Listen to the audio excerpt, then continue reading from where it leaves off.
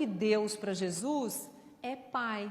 Antes de Jesus, a gente não tinha essa conotação, vamos dizer assim, desse acolhimento, desse amor. A gente tinha medo de Deus. Deus era temor. A gente não via Deus como vemos a partir de Jesus. Então, como diz Paulo, a tudo dai graças ao sol, mesmo que ele esteja escaldante, mesmo que esteja aquele calorão, mesmo que você diga, ai meu Deus, esse calor não vai passar. Dai graças à água que você bebe. Quanta gente não tem nem água na torneira, não tem esgoto, não tem, muitos estão lá na rua pedindo esmolas, comendo comidas que outros jogaram fora. Então, a tudo dai graças porque a gente tem oportunidades, a tudo dai graças, porque o Espírito, quando está reencarnado, já é motivo de gratidão, porque é a grande oportunidade que a gente tem de voltar para a escola, né? Sentar aí no banco de novo e rever algumas matérias. Gente, a gente não sabe fazer tudo, não dá para a gente fazer tudo, não dá para a gente acertar sempre. Não é assim? A gente vai e erra, escolhe.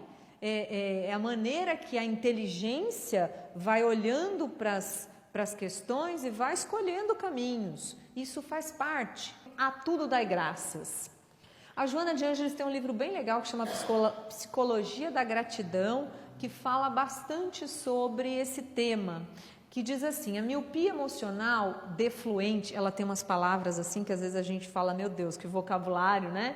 Mas que vem do predomínio da sombra no comportamento do ser humano, impede-o que veja a harmonia existente na vida. Não há no seu emocional, em consequência, nenhum espaço para o louvor, o júbilo, a gratidão. Então, aquele que ainda é míope emocionalmente, qual de nós não é? Qual de nós ainda já está totalmente desperto para essa realidade mortal? Qual de nós não tem de vez em quando umas birra aí, que nem criança, que a gente se joga no chão porque queria algo e a gente não obteve? Então a gente tem uma imaturidade natural que faz parte da caminhada de todo mundo, né? Hoje eu não sei tal coisa, amanhã eu aprendo, erro, acerto. Então esta miopia vem desse comportamento humano da gente que muitas vezes nos impede de sermos gratos, primeiramente a Deus, primeiramente aquele que nos dá a possibilidade de viver, de existir, não é? Somos espíritos imortais, Deus é eterno e nós somos imortais a partir de criados. Então cada um de nós já neste ponto já podemos ser gratos. Então, quando a gente não tem essa inteligência emocional, que também é um termo que se usa muito pelo Daniel Goleman e tudo mais, a gente não consegue dar graças a Deus, louvor ou júbilo. Quantas pessoas dizem assim, às vezes está passando uma dificuldade super difícil, um desafio muito grande, e a pessoa diz, olha, não consigo nem fazer uma prece. Não é assim? Já passaram por isso? Porque às vezes a gente está tão envolto numa atmosfera de pessimismo, de dificuldade, de medo, de insegurança, de desconfiança, que muitas vezes a gente esquece de louvar a Deus simplesmente pelo fato de ter acordado nesse dia e ter podido escrever aí mais alguma coisinha na sua jornada. Então a Joana é brilhante esse livro, é muito interessante para aqueles que quiserem conhecer. Ela diz também, a vida sem gratidão é estéril e vazia de significado existencial. Porque o que é existir? Né? O espírito imortal existe porque fomos criados pelo Pai. Quando nós não somos gratos, nós estamos negando o Pai em nós, porque nós é um terreno vazio. Se nós não reconhecemos Deus, não louvamos a Deus, não agradecemos por estarmos vivos, a nossa vida, qual é o sentido? Não é um grande desafio pensar, tem significado? Qual é o significado? Por que você está aqui? Por que nós estamos neste planeta?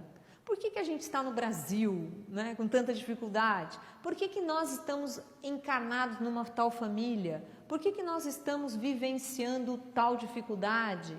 Se nós não formos gratos ao Pai, nós não entendemos por que de dificuldades ou desafios. Então, a vida sem gratidão é estéril, é vazia. Porque a gente está desconectado. A gente está sempre conectado aí nas redes, a gente está sempre aparecendo nas mídias, mas às vezes a gente se desconecta da nossa verdadeira essência, a essência espiritual. Muitas vezes a gente se desliga dela e aí vem o sofrimento, porque o ingrato é uma criatura pessimista, é uma criatura que está sempre de mau humor, que está sempre reclamando, porque nunca ele está satisfeito. Nada que acontece é bom o suficiente para ele se sentir feliz e completo. Aí lá no Evangelho segundo o Espiritismo, nós temos lá a coletânea de preces e tudo mais, e aí diz assim: o homem esquece facilmente o bem e se lembra mais do que o aflige. Se diariamente notássemos os benefícios que recebemos sem pedir, ficaríamos muitas vezes admirados de haver recebido tanta coisa que nos esquecemos e nos sentiríamos humilhados pela nossa ingratidão. Verdade ou não é? Temos mais a agradecer do que a reclamar ou não? Sim. O fato de estarmos aqui lúcidos, capazes de escolher aquilo que queremos, capazes de exercitar a nossa inteligência ao nosso favor, ao favor do próximo. O fato de estarmos aqui minimamente saudáveis, de podermos voltar para a nossa casa, de termos um lar, ainda que a nossa família a gente diga, puxa vida, mas ali a coisa é difícil. Claro, não é fácil para ninguém, né? Não é fácil para ninguém. O desafio maior está lá, mas somos mais beneficiados, como diz o Evangelho, se nós, olha só, mais benefícios que recebemos sem pedir. Então, é o Pai intervindo por nós. São os Espíritos que nos auxiliam e muitas vezes a gente acha que a gente é muito demais e fomos nós que decidimos tudo sozinho. Sendo que Kardec já fala no Livro dos Espíritos, né? Se os Espíritos influenciam na nossa vida, sim, mais do que imaginam. Ou seja, nós estamos sempre intercambiando informações de encarnados e desencarnados. E muitas vezes a gente vem aquele insight que a gente está procurando, a gente vai dormir e acorda com a solução do problema, a gente ouve um amigo que fala uma frase, indica um livro, fala o nome de uma pessoa, nossa, resolveu o meu problema. Muitas vezes a gente se esquece que existe toda uma trama, existe todo um encaminhamento daquilo que precisamos, nem que a gente não peça nada, a gente nunca está sozinho, né? Então, se a gente olhar para esse aspecto, sempre estaremos beneficiados pelo Pai.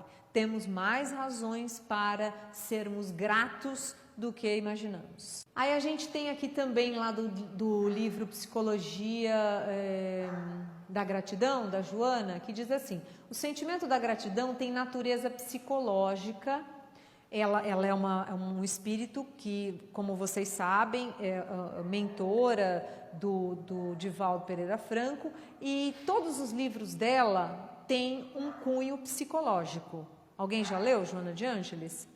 Vale a pena, uma leitura profunda, uma leitura bem complexa, mas em alguns momentos ela nos elucida muita coisa, porque ela traz a questão psicológica, mas sob um olhar, o espírito imortal diante de tudo aquilo que ele vivencia na jornada terrena.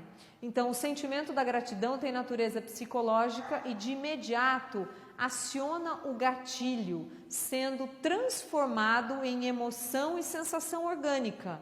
Ou seja, quanto mais grato você for, mais as suas células, o seu cérebro vai produzir substâncias que te tragam paz, serenidade, confiança, generosidade, amor. Por quê? Porque o sentimento da gratidão mobiliza em você forças de saúde. Logo, né, o contrário é verdadeiro também. Quanto mais ingrato, mais aflito você fica, porque nada tá bom. E nada vai ficar bom porque você é ingrato. Nada vai ficar bom nunca, né? Porque você não consegue ver o bem. Então, o ingrato é aquele que vai ser pessimista, que vai ser maledicente, que vai ser invejoso e que vai mobilizar um monte de toxina, né? Que muita coisa ruim que vai circular no seu corpo e vem doença, um monte daquelas coisas que a gente não gosta, né? Claro que todos nós, em alguns momentos, temos doses diversas disso. Alguns momentos a gente está mais grato, outros momentos a gente está revoltado, e faz parte da vida. Mas que a gente perceba isso já faz uma grande diferença. Quando se experimenta o sabor da gratidão, aumenta-se o desejo de mais servir e melhor contribuir em favor do grupo social em que cada qual se encontra e da humanidade em geral. É inevitável, portanto, a presença da gratidão no cerne das vidas humanas. Ou seja, todo aquele que é grato ou que exercita isso.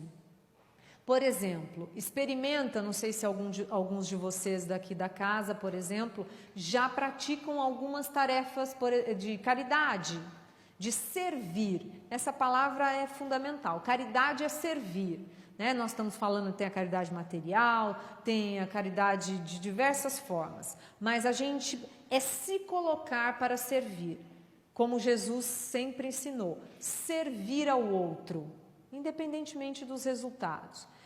Quando você se coloca nessa posição de levar algo a alguém, de levar um esclarecimento, de levar um prato de comida, de levar uma roupa que a pessoa está precisando, um cobertor, um copo de água, quando se troca uma palavra e diz, olha meu irmão, fica tranquilo, tudo vai passar, vamos lá, eu frequento uma casa assim, tal, quer conhecer, toda vez que você se coloca para servir o outro, pode acreditar, isso é como o sorriso, né? Quando alguém dá um sorriso, o outro olha já sorri também. É contagioso, você fica extremamente motivado a repetir esta ação, a querer se envolver novamente numa ação similar. Por quê? Porque você vai estar inundado de substâncias que te dá tanto conforto, tão salutares, que você quer repetir.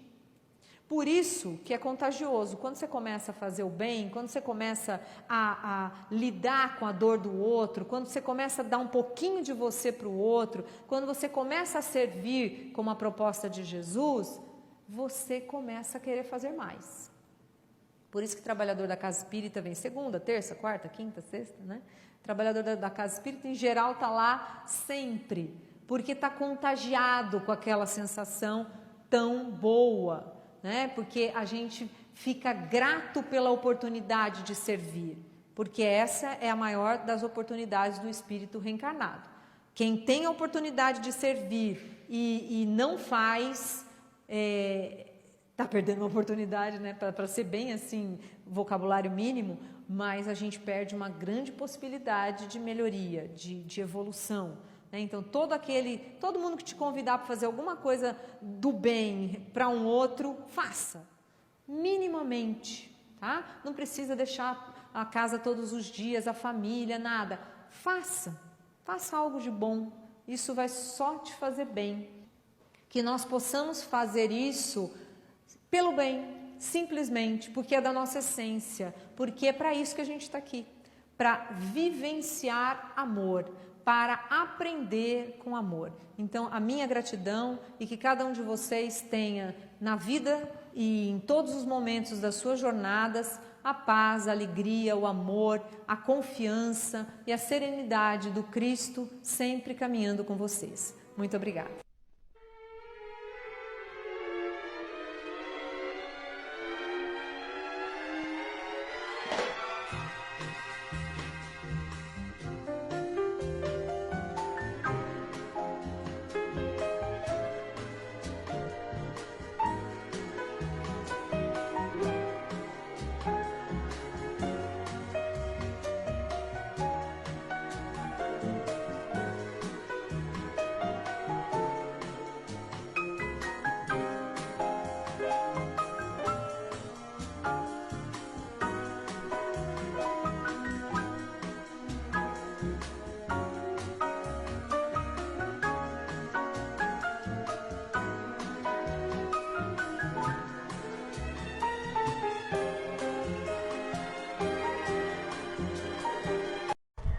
Você gostou? Deixe seu like, inscreva-se no canal, acione o sininho.